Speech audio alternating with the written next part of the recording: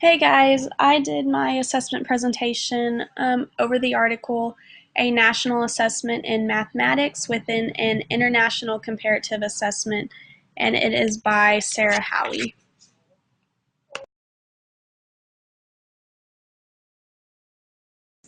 A short summary of this article is that it was a study that was done in South Africa. They conducted this study because South Africa had no history of national assessments before this, only in 12th grade.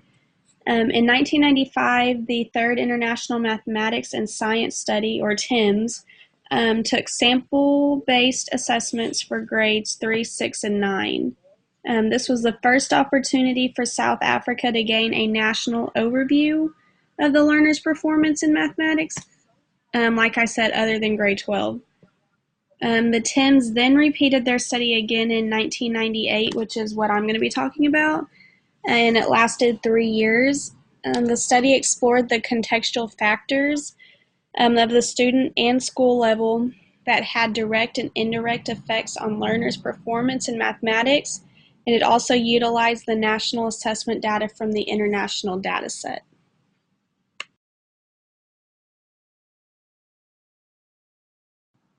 There were 196 schools that were analyzed in this study, and there were 8,146 students that were also involved within the schools. The study was a national representation of South Africa and was stratified by province, school sector, and the medium of instruction. To analyze the students, 8 test booklets were designed and implemented. Also questionnaires for the students, the math teachers, the science teachers, and a school questionnaire were given. And then they also had an English language proficiency test as a national option for South African learners.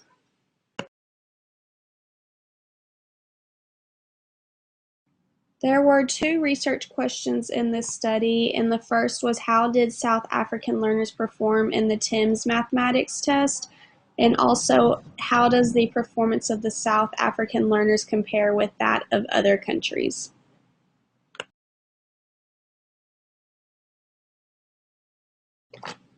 These are the results from different provinces in South Africa, and we can see that looking at the mean score of all of the provinces, we have a mean score for South Africa at 275, but this assessment was out of 800 points. So we can see that South Africa did not do very well out of the 800 points.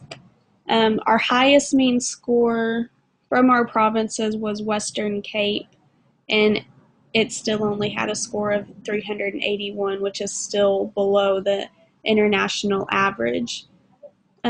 We can also see, looking at the minimum score, that some of the provinces had students scoring a 5 on it, which I think is really crazy. It's just really sad that South Africa had such a really low score when the international average was 500.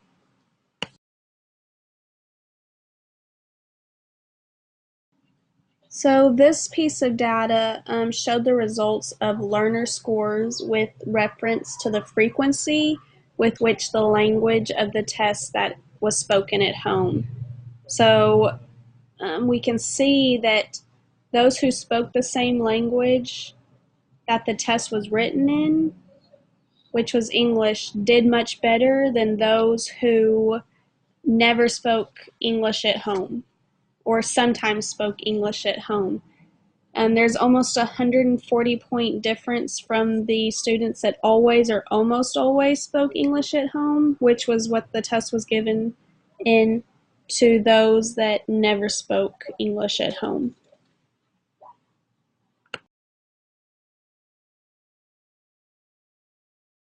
We saw from our data that the South African students whose language proficiency was in English tended to achieve higher scores in mathematics than those who weren't.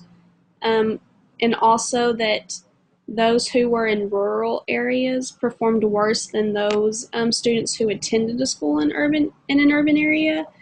So I think that educators just need to be more aware of the issues of access and equity when we are working with our students. I believe that assessments are necessary to help in identifying what the students know, but we also have to change the way we give them and how we approach them because not every student is the same, whether that be at home or in the classroom.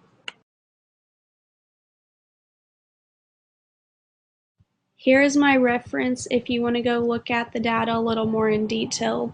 Thanks for watching. Bye.